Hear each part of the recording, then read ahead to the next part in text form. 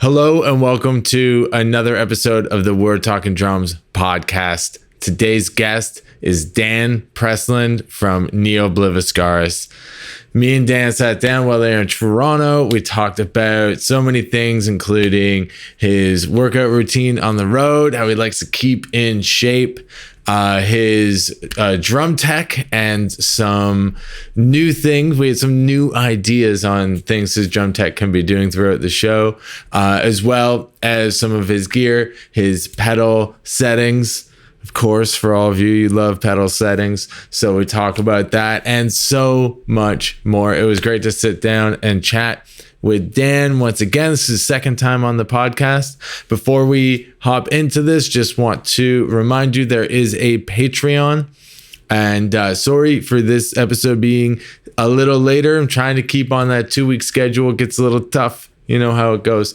But we do have a Patreon. You can support the podcast. Every dollar from the Patreon goes to bringing more and awesomer guests and improving the overall podcast in every single way, shape, or form. So hop over to patreon.com/We're Talking Drums today and become a Patreon member. And thank you in advance. Greatly appreciate it. All right. Let's get into this episode 87 with Dan Presland of Ne Obliviscaris.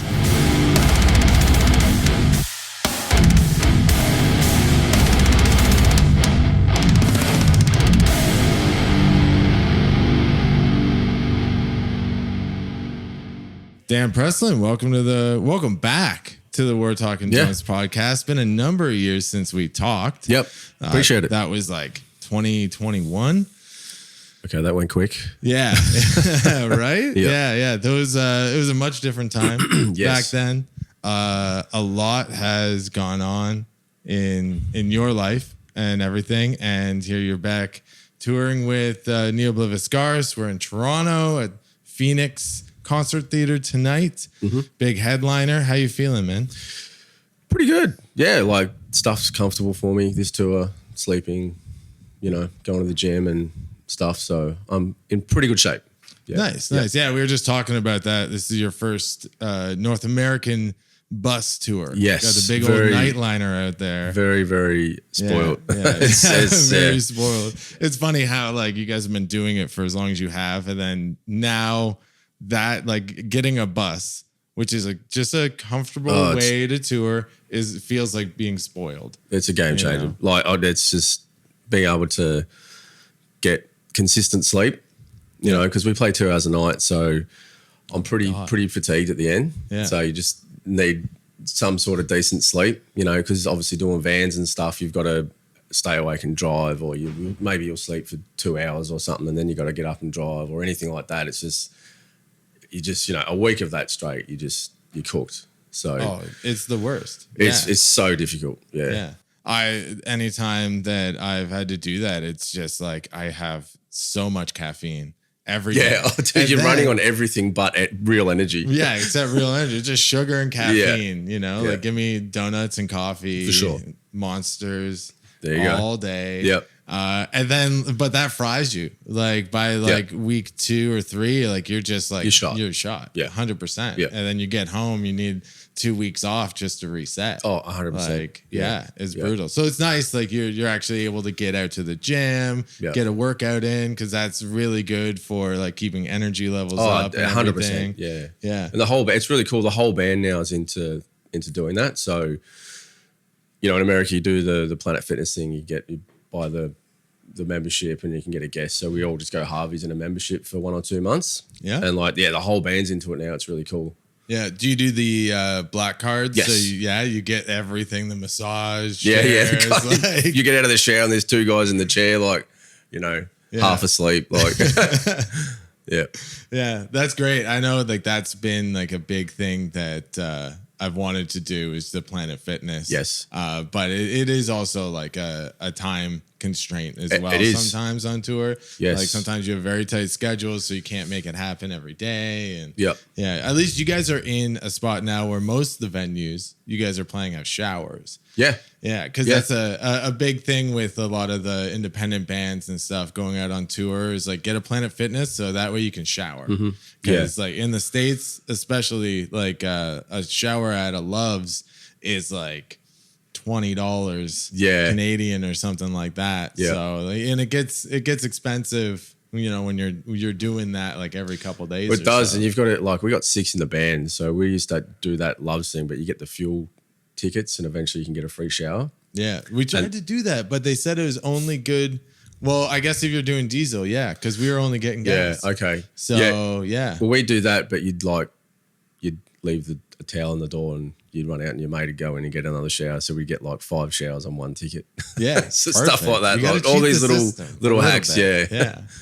We never did that. We were always very honest. Very honest, Loves. I love Loves though. Like out of all the truck stops, like Loves is the one that I find is the most consistent. Yep. And when you walk in, they just they're welcoming every single time. I remember the first show of every tour in the States. Walk in, welcome to Loves. I'm like, mood got better. Yeah, just instantly. Like everyone's on the Bucky's train now. I remember one day I woke up and I slept in and like the whole bus is wearing Bucky's shirts and got these like shorts and all this crazy stuff. And I'm like, what the hell is this place? And then, I went to my first Bucky's on this tour and I was like, oh my God. Dude, Bucky's is legendary. Yeah. The only thing with Bucky's though is they will not let you sleep in the parking lot. Yeah, our driver mentioned that. Yeah. Because we were like, we want to hit Bucky's when we wake up. Yep. So we drove to a Bucky's, we parked there, got about 45 minutes in, knock on the door, gotta get out of here. So we had to get on our way and find a Love somewhere. Yeah, it's rough. So you guys are playing 2-hour sets tonight. Yes. That's got to be a lot to do all tour long. You guys got quite a long tour too.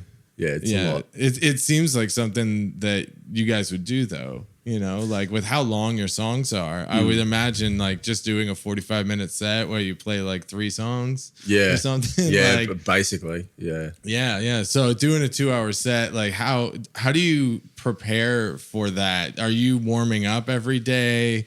What goes into the preparation before each set?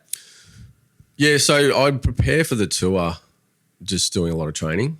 So I'll try and play twice a day. I'll jump up on the pads in the morning and just do like anywhere from 40 minutes to an hour and a half of drills, just like keeping some stamina and conditioning. Yeah.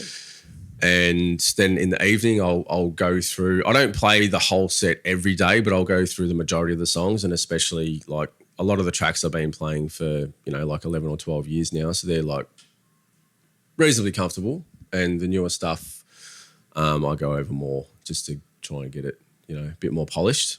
And then I'll probably train for about a month before the tour, and before every show I'll warm up. It starts probably an hour before stage time. I just start at like 155 and just do singles between all my limbs and just build it up a bit. And then probably about 15 minutes before the set, I'll just try and do like 10 minutes non-stop of just like double bass just to get the feet really solid, because I hate getting on stage and like your first 2 minutes is the first finding your feet a bit. Yeah, so first song is like it's rough. Yeah. So I've really tried to make a focus from note one, like just try to be locked in. Yeah. So about 45 to an hour, I'll do. I've got a pretty consistent warm up that I follow every night. Yeah. Wow. Every night. So you're playing basically for an hour. Yep. And then you get on stage and you play for 2 hours. Yeah. It's pretty bonkers. Yeah. How about days off? Yeah. Do you get out the pad on days off at all? Or is that like a rest day? Like at the gym, like you're working out 6 days a week and then that you just rest? I used to back in the day. I'd get the pads out and get in the back of the trailer and stuff, but I don't anymore because I just need the rest because the sets are just too brutal. Like, my hamstrings from all the double bass. There's just so much double bass in the set. So I find my hamstrings will just get a little bit tight. So I just try and rest them as much as I can. And I actually had a cramp in my right hamstring last night, which I haven't had for ages. Oh, wow. Yeah, I wasn't sure what it was, and I was trying to think through my day because I normally try to have 3 bottles of water before I play during the day. Yep. And I was like, did I only have 2 yesterday? Oh, God, I couldn't figure it out. I'm like, what happened? Just dehydrated? Yeah. Like, hopefully that's all it is. So I made sure I had a couple of supplements today. So hopefully. Nice. Yeah. Yeah. Do you do any stretches before you get on stage or anything? Oh, just do some light stuff. Just go through my fingers and just try and stretch my hamstrings out a bit. Nothing too crazy, just a few minutes. Yeah. After you do all your warm-ups? Oh, probably before or during. Yeah? Yep. Okay. Yeah. Because one of the big things is like with stretching, you want to make sure that you got blood pumping through all your muscles and ligaments and everything like that. Because I've definitely had times where I did not warm up. Yep. And then I was stretching and ended up like pulling some stuff. Oh, shoot. Like, yeah. And then it just makes a set hell. There's nothing worse. No. Having tight muscles and ligaments and everything when you get on stage, like I had a show, I can't remember where it was, but my fan broke, and I'm kind of weird with the fan. Like I need a fan during some portions, and sometimes I turn it away from me. Yeah, like because sometimes our vocalist talks for like 4 or 5 minutes in between the sets because we play 2 albums, so he'll just talk to the crowd and whatever, and that 4 or 5 minutes I need to stay warm.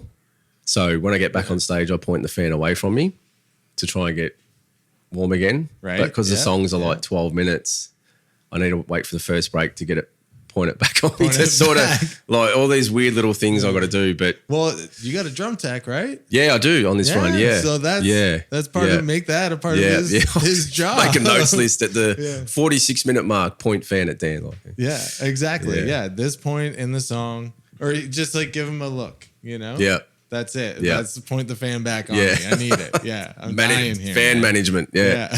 Crazy. Yeah. That's a crazy thing. Yeah. Drum techs, man, you got a million different jobs. I'll do. That's one of them. Yeah. He's killing it though. Shout out Josh. He's great. I love him. Yep.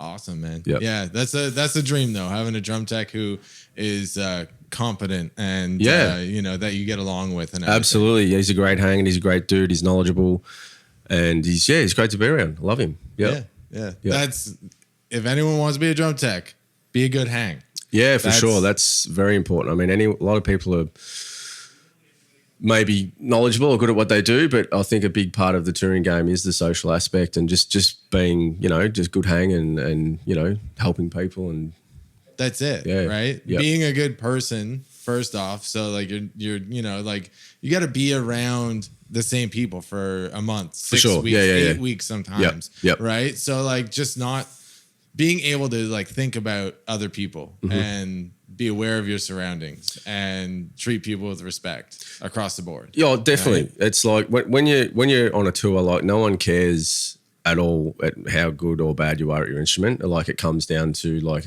who you are as a person. And a lot of the time, like, people get gigs from, just being a good dude on the road, bringing a good mood every day, bringing a good vibe every day and not complaining. Like, people who complain a lot are difficult to be around on tour because, we're all, it's not easy to do, but it makes it a lot harder when people complain and always whinging about things, especially non-trivial things.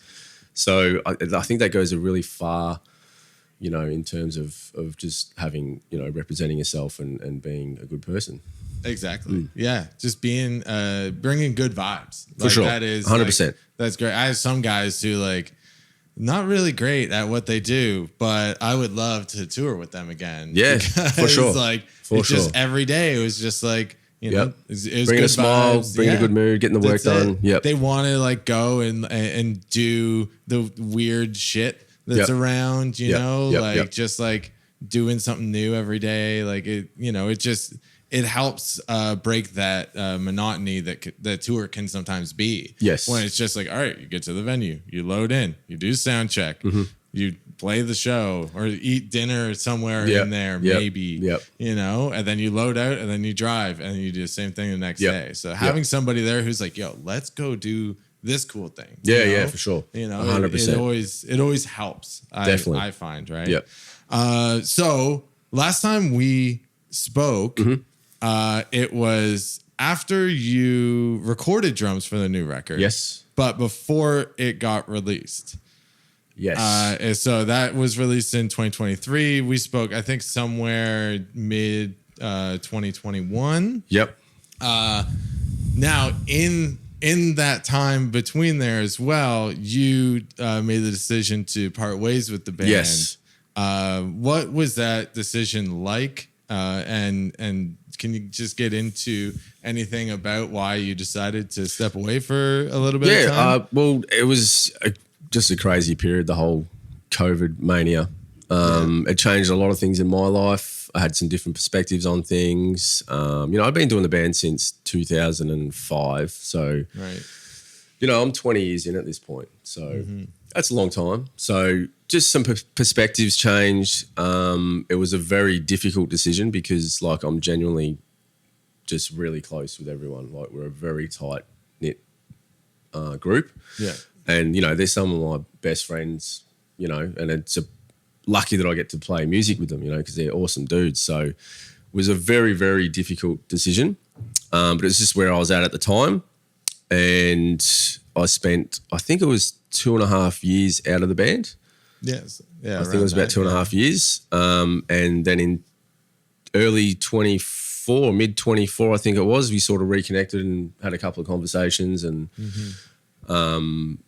just the timing and how everything worked out was, felt right. Maybe I'll come back and have another crack at it.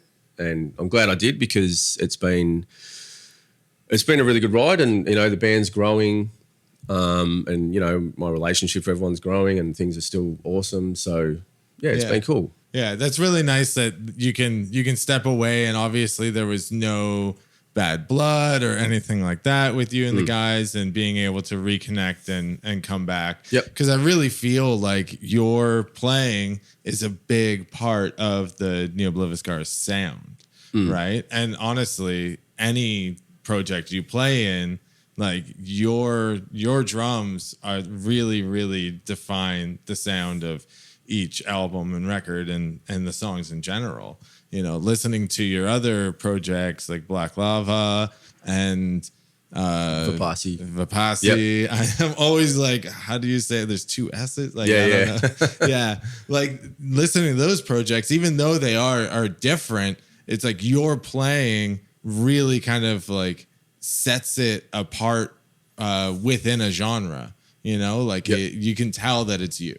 You have a very distinct sound to your playing and performance and the way that you transition parts and everything. Like the drums is a big part of it, right? Yep. So I can always tell when I listened to those albums when they got released, it was like, oh yeah, like this is clearly like Dan on drums. Right. Yeah. I appreciate that. It's very kind. But I think I'm just really lucky to be put in a position where, my bandmates just allow me to be me as well and really push me and put me in positions to push myself to, just push boundaries with, what I want to do and what they want to do. So, I'm pretty lucky to play in bands with just like really super cool guys that are just very open-minded and just allow everyone in the band to be themselves, which is, liberating in a way, I guess. I've done session work for, other bands before and things have like, they're really strict and it's got to be like this and like that. And which is cool. Like that's all cool. But I just feel like I really feel more comfortable in an environment where I can just do whatever I want. Right. And just, having your bandmates trust you and believe that what you're going to do is going to be like the best fit for the music. Yeah. So very grateful for that. Yeah. And like that's a kind of the difference as well as being in a band and deciding to be like a member of a project with other people, like having a similar creative vision and being able to trust each other. Yes. And in their musicianship and everything like that, right? Compared to being a session musician where guys, for the most part, they want you just to be a computer. Yeah. Like why are you even paying me? You just want me to replicate like get sent Guitar Pro, right? Like all the MIDI drums. Yep. So like superior drummer is the thing. And you can get it sounding great, Yeah. but if you hire someone, you should really trust in their vision and allow them to be creative, Yeah. It's a crazy world in the session thing. I have had opportunities where I could do whatever I want. And I find a lot of people who reach out to hire musicians are guys who really they just have a vision and they want you to do their vision, which I can completely understand as well. But it's a whole different, ball game. You're just more focused on delivering, a performance that is just, really tight and solid to be able to deliver to the client where they're like, oh, cool, they don't have to do much or they can do whatever they want with it. Whereas being in a band, it's just, I find it more fun because you can go back and forth on ideas. And I like it, like some of the guys in Neo have really great drum ideas. And there's some awesome moments where Martino he really wants snares in a certain way, the snare hits, and you listen and then you record it and hear back, you're like, oh, it's actually pretty good. I'll take credit for that. But Benji's the same. He's got some really good drum ideas as well.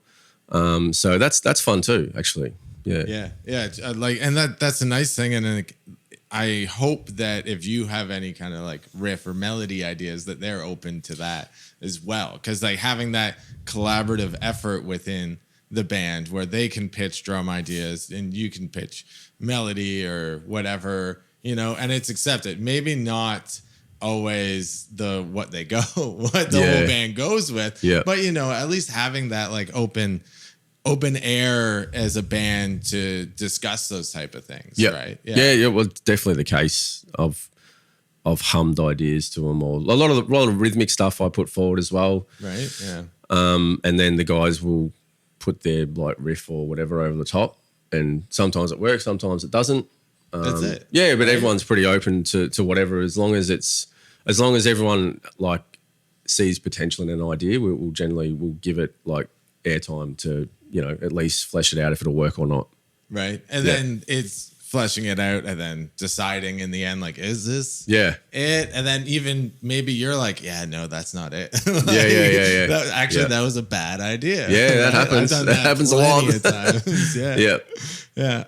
So in your time that you stepped away, you really put a lot into your project Black Lava. Yep. I noticed. And so was that a project that you had been doing previous, or did that kind of start with some, I guess, of your newly discovered free time during the dark years, or like when did this project come to light? So Black Lava started towards the end of 2020. I think 2020 it was. I'd just finished building my studio.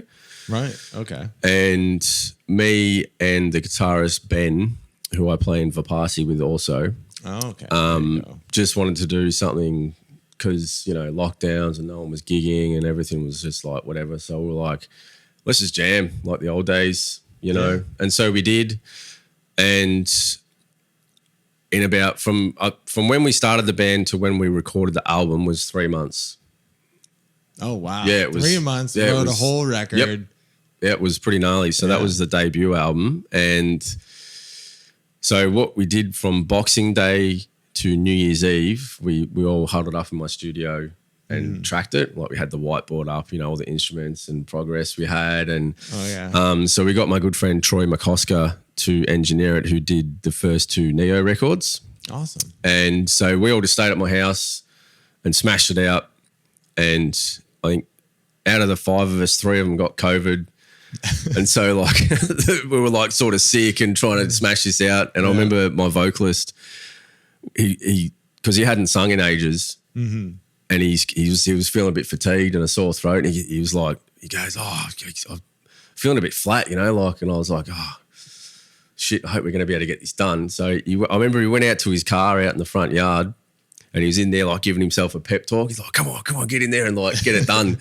And he came in and smashed the last song out.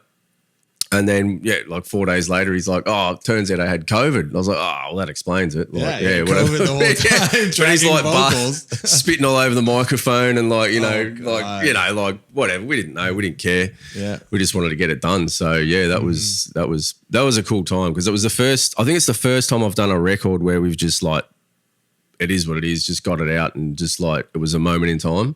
Yeah. Whereas a lot of other things I've been involved in, it's like constructing over time and going backwards from forwards, a lot of like more meticulous composition.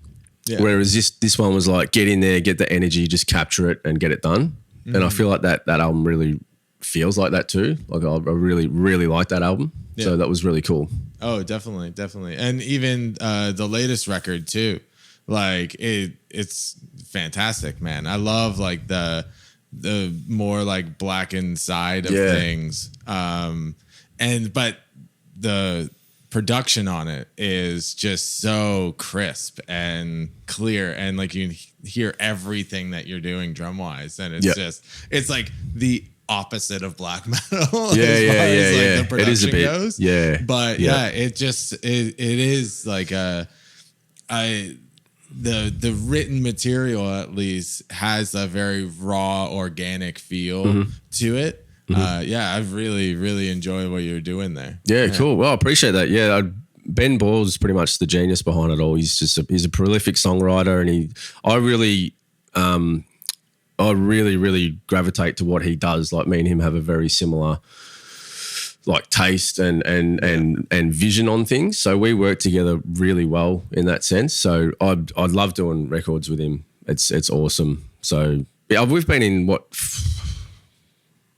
we've been in 4 bands together now over the years. Yeah. So we're in a band. Must work well together. Yeah. Well, we're in a band, really crazy death metal band, like 2007 till 2010 or something, called Aphotic Dawn, and he actually did vocals in that band, and I was on drums. Mm-hmm. And then I think about 2008 or 2009 we started Vipasi.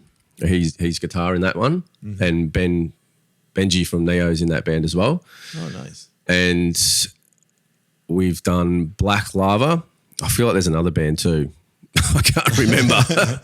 But we've been doing music together since like probably 2006. Oh, wow. Yeah, so pretty long time. Yeah. Well, next year, 20 years. Yeah. There you go. Yeah. Yep. I know my one band formed in 2006. There you go. So I'm like, next year's 20 years. Dude, it's a long time, man. Yeah. It's a long grind. Start doing something. Yeah. Yep. But that first Black Lava record, was that the first full production you did in your studio? No, I did the second Vipasi album first. That was the first thing I did. Okay. Yeah, pretty much finished the studio. A month later, I started tracking that. Wow. Yeah. Wow. Yeah. Awesome. Yeah. Now, speaking of studio, what is that like the main thing that you do when you're not on tour? Is studio sessions? Are you still like keeping that going as your main business? Yeah, it's been as busy as I want it to be because it's in my house. Right. And, I live with my wife and my dogs and cat. So we want a little bit of space as well. But, I have bands in every couple of weeks, basically. Recording I've been working on my engineering chops the last couple of years. So slowly, getting better and better. But after this run, we get a week off, 6 days off in Europe, do I think it's like 8-day run with Imminence through Europe. Yeah. I think I land on the 23rd of December and I'm booked on the 26th of December to do a record for a band from the US. Wow. And I've got to get it to them by the start of January. So, oh my God. Yeah. So be a little bit jet lagged, but the beauty is it's all in my house. So everything's, I can just wake up, I go at my own pace, for the more physically demanding stuff, I can probably get a good 2 hours out of me in a session. Yeah. Then things start to fade a bit, and I'm pretty big on note spacing and delivering consistent hitting and stuff. So if that starts to fade, I just stop, go about my day, do whatever I need to do, go to the gym, whatever, walk the dogs, and then I can get back to it in the evening and get another solid session. So it's really nice especially in the early days when you start recording, your band's like, oh, you've got one day to do the album, because we haven't got the money. It's like, oh, fuck. Right. We have 8 hours. It's costing us $2,000. Oh my God. Like the pressure's immense. Yeah. And I've done that before. I've done records in one day. You listen back and you go, wish I'd have spent the extra 2,000. But you don't know as a younger you, Right. It's one thing I wish I could change was just being more patient with stuff like that. But it is what it is, But it also teaches you things too, like, respecting deadlines and being prepared. Because obviously going into record, if you're not prepared, you just get exposed really fast. Really fast. Yeah. Super fast. Yeah. So I hate that scenario. So I always go in really, really prepared. Yeah. And in that scenario too, you're not working with a producer per se that's really, really cares about your takes. And like you said, how consistent you are and everything like that. They're just like, hit record, lay it down. What we get is what we get. Yep. Like you kind of have to self-produce and be like, no, I need to take that again. Yeah, for sure. I know I can play that better. And it gets you kind of used to doing that. Because I did records way back when.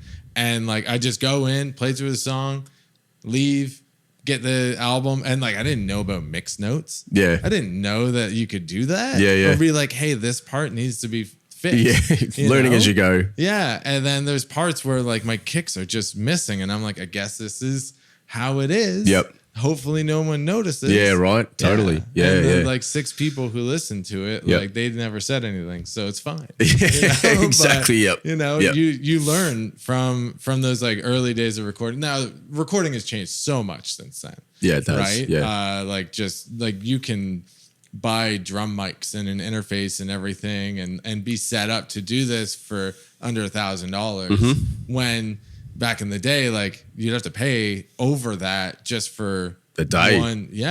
Just for one session. So, it's definitely changed. Yeah. It has. Yeah. I certainly remember those days. I think I was lucky that when I started recording, when I first started recording, it was on like a 4-track tape thing. Yeah. So you'd have to get 4 mics and you'd have to mix around with where they'd go, and you could only do the song in one take. Yeah. Because you couldn't, punch or anything like that. So I kind of like that I grew up on that because it taught me a lot about consistency and having to be prepared, whereas, I've also done records where I've just turned up and done stuff on the spot too, but I don't like that because it's so mentally fatiguing doing an 8-hour day of that. Like it's just really fatiguing.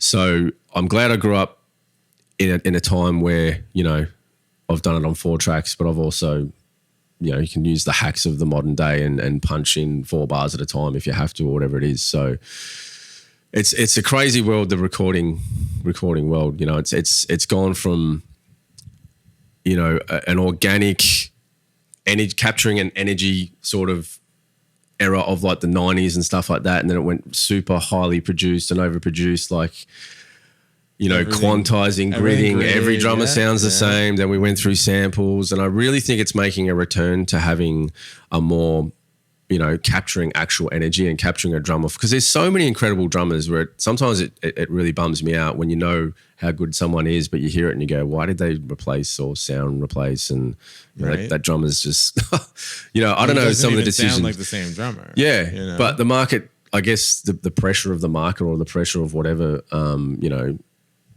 encourages that, because if you change, are people going to deviate from what you've done, or, so right.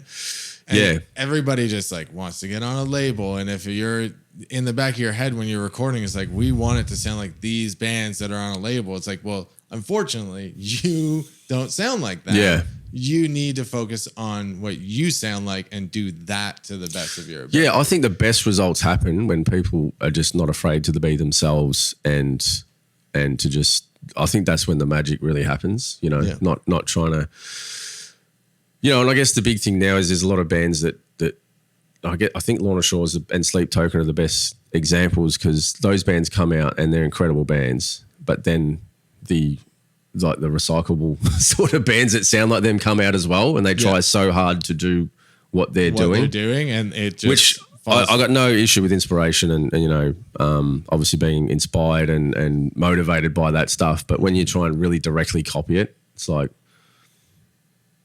it's kind of, I just feel like the energy is just not there. That's it. Yeah. Just be yourself and be unapologetically yourself and just focus on that. You know, I think that's where the magic happens. Yeah. And that's one thing, like with Lorna, like I talk to so many people and they're just like, oh, fuck that band, fuck deathcore, like it's shit, blah, blah, blah. I'm like, dude, this is like insanely technical. Some of the heaviest shit like ever, and it is very popular. Like what they are doing for heavy music right now. Everyone should be taking note, and everyone should be thanking them for paving a way that this music has never seen before. Right. Like they're just filling out massive venues. They're taking all their homies on tour with them. Like it's awesome to see, and I love it. It's sick. Yeah, it's the same thing with Spirit Box. You know, like both of them in Toronto were doing 3,000-4,000 tickets. Yeah, it's crazy. Like that's insane. And no one's ever seen that before in heavy music. Like this is a new thing post COVID. You know, there were no bands, and you know, even like Lorna, they've been grinding for a long time. You know, it's not like they've just come out of nowhere and you know, like those guys have grinded. So yeah, well, I just spoke with Austin and I saw them in Toronto play a 200 cap club to maybe like 50 people in 2016. Yeah. And he said that was their first time in Canada. Oh, for real. But like that's 9 years ago at this point, right? And they were grinding long before that. 100%, in the States man. And everything. 100%, yeah. But yeah, to be there for that, them, a support band, played to 50 people in a tiny club. Nobody cared, you know. It's gnarly, man. It's gnarly. I remember seeing the same with Parkway Drive in Australia. I've seen them play to 200 people in small clubs. Yeah. And to watch them, another band, take it, you know, to lengths no one's done before, and it just paves the way. It makes people take the heavy music more seriously because they're like, oh wow, because you know, money runs the world whether people like it or not, right? So if you're bringing in market and you're bringing in cap share or something, people start paying attention. And I think it's amazing to see this music get this kind of exposure and you know, success, if you will. It's awesome. Yeah. Like we haven't really seen it since like the new metal and like Slipknot. Yeah. You know, what Slipknot did for metal, and maybe people aren't seeing it this way. Like bands like Lorna Shore and Sleep Token and Spirit Box and like those bands that are blowing up right now, they're doing what Slipknot did. That's a great point. Late 90s, early 2000s. That's a great point. And that really brought metal to the mainstream. It's a completely different market now with the internet and everything. But like it's the same kind of idea. It's pushing envelopes for sure. Yeah, 100%. Now all the young kids, like you see more and more kids coming out to shows and wanting to go. And sadly, a lot of shows these days are 19 plus. Yeah. But like, you know, the bigger shows and stuff are all ages. And they're coming out, and it's just about breeding that next generation of metalheads and metal musicians for that matter. How long has a 19 plus thing been in Canada for? Is that new? It's mainly like it depends on the show. Okay. For one. Yep. I don't know if tonight's show is 19 plus. Yeah, it is because we saw some fans make some comments like, "Oh, we've actually booked flights and stuff, and we've got a teenage, you know, a son or daughter," and we're like, "Oh shit, is it actually 19 plus?" I didn't realize, is that a new thing or? It's been for a while. Like I even remember growing up, there were some shows I couldn't go to because they're 19 plus. Okay. Yep. But like then, I don't know. It all depends on the show. A lot of them. Is it venue based or? Sometimes. Okay. Sometimes some of the venues are like strict 19 plus venues. Yep. Other times it's just the promoter's choice. Okay. There are more fees and like security and like there's a whole other set of things that go into making it all. So ages. Obviously the promoter and venues would weigh up the cost versus what they believe the tickets may. Right. Yeah. Okay. Gotcha. Yeah. So, and like you guys definitely have like not an older audience, but you know, like 20s, 30s. Yeah. You know, so I would assume that's kind of like what the promoter was thinking, like, nah, it's not really worth it.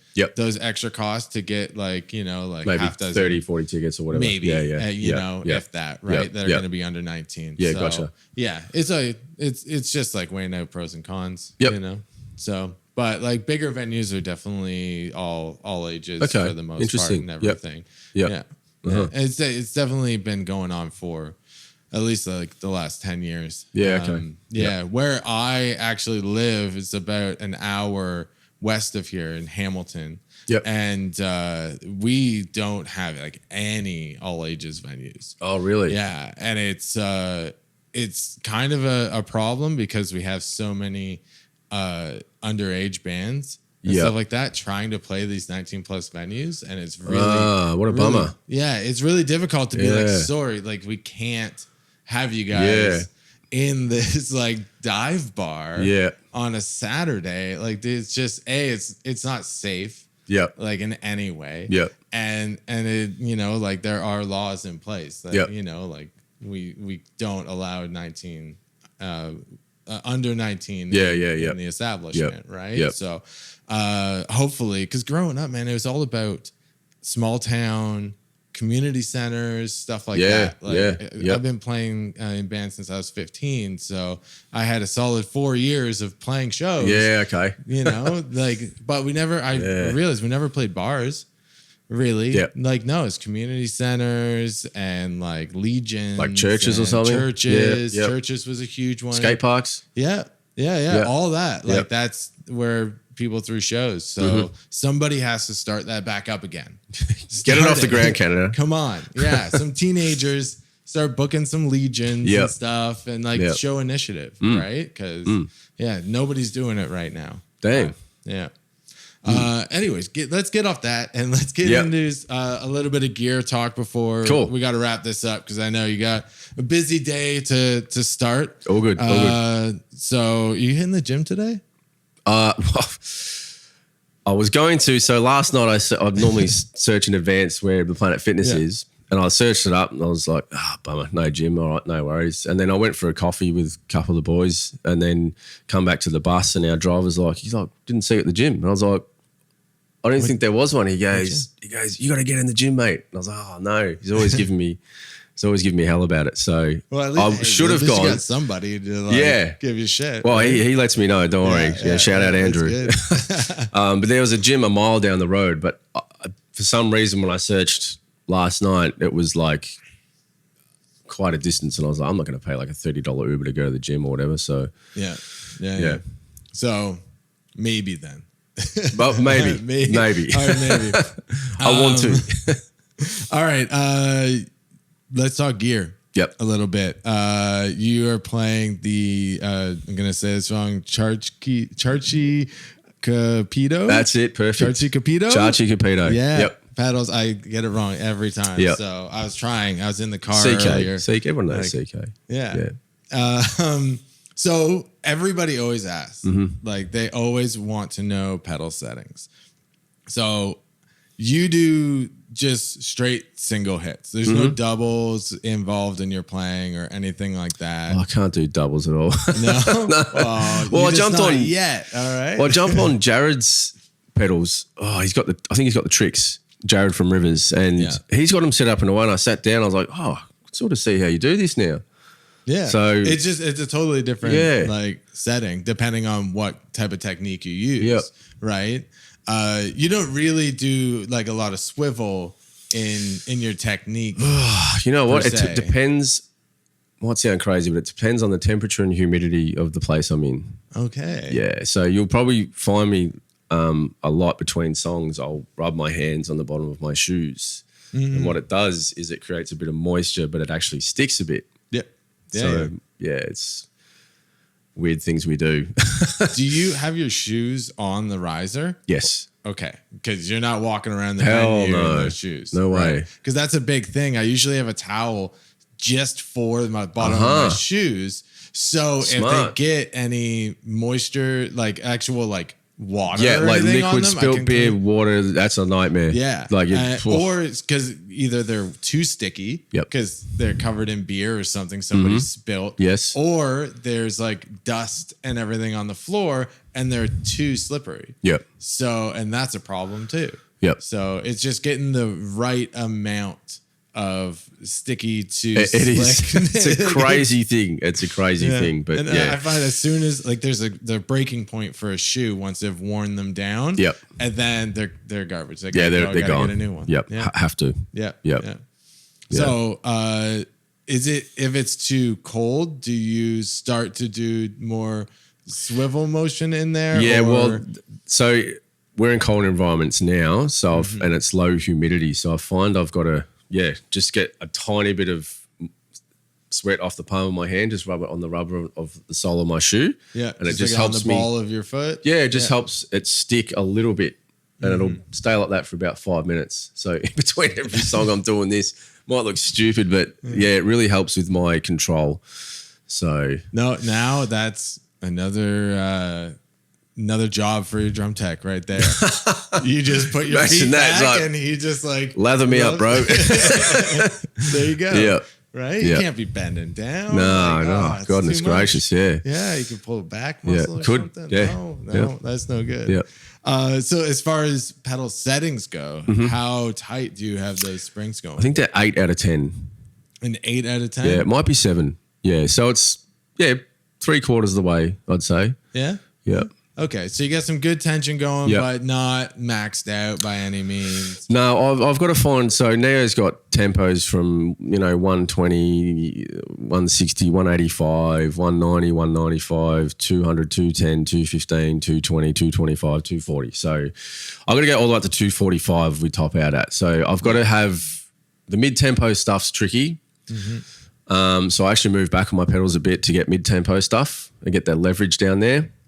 The faster stuff, I move up the pedal a little bit, but just I've had to find a balance to be able to get note spacing really nice on all those tempos, because I find I used to many years ago just set up my pedals for fast, because you want your fast stuff to be sick, right? Right. Yeah. Fast stuff is Fast easy. stuff's sick. Perfect. Got to do fast. Got to be fast. Got to be tight. Yeah. But just as the years went on, I'm like, no, got to make sure it's all nice and in order. Yeah, So because if your mid tempos are a struggle because of your pedals, setting, like that's the worst. it's terrible. Yeah. When you can't even play like your slower or mid tempo stuff tight. Oh man. Oh, Yeah.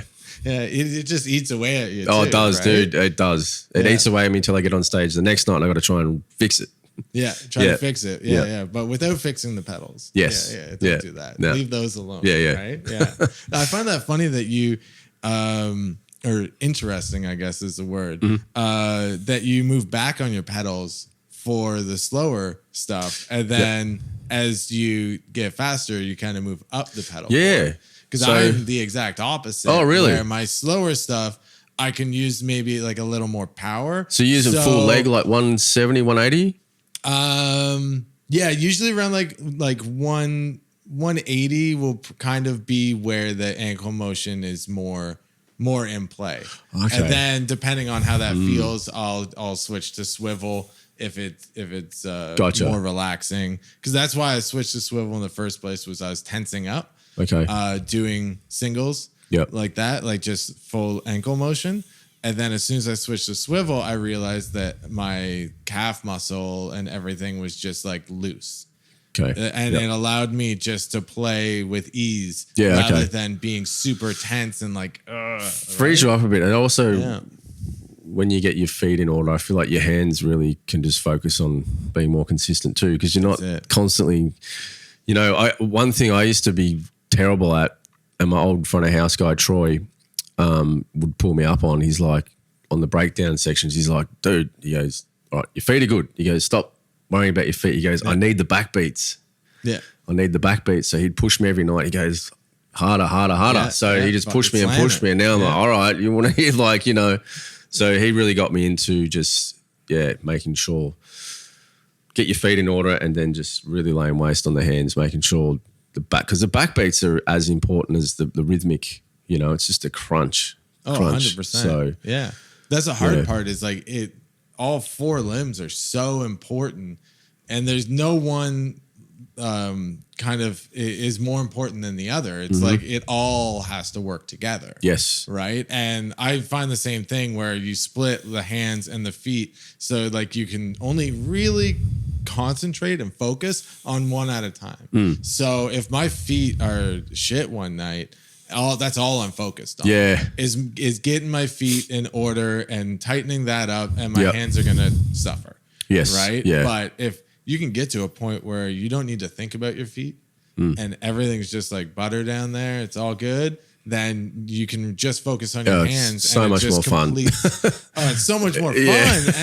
And your drums just sound so much more complete and together and full. Like when you're focusing on something down there, like it's just it takes your focus. It takes you out of the show. Actually, it takes you out of the whole performance aspect. All of it. So I do everything I can to make sure my feet are as consistent as I can be for that day. Not every day is going to be amazing.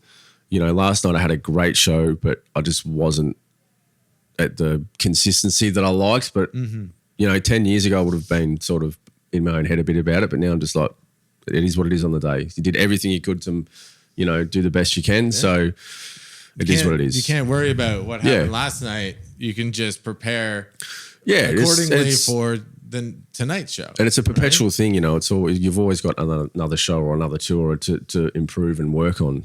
Right. So yeah, it never ends. It never ends. No, it never does. Yeah. Right. And then you have the next album, and then you know, like everything moving forward. Yeah. Right. For sure.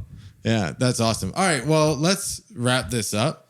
It's been great chatting with you about drums. I know that we could sit here most of the day, probably till showtime. You know, till showtime. I have no idea what time it is. I'm just, you know, like I want to make sure that you are focused. And if you want to, you can hit the gym.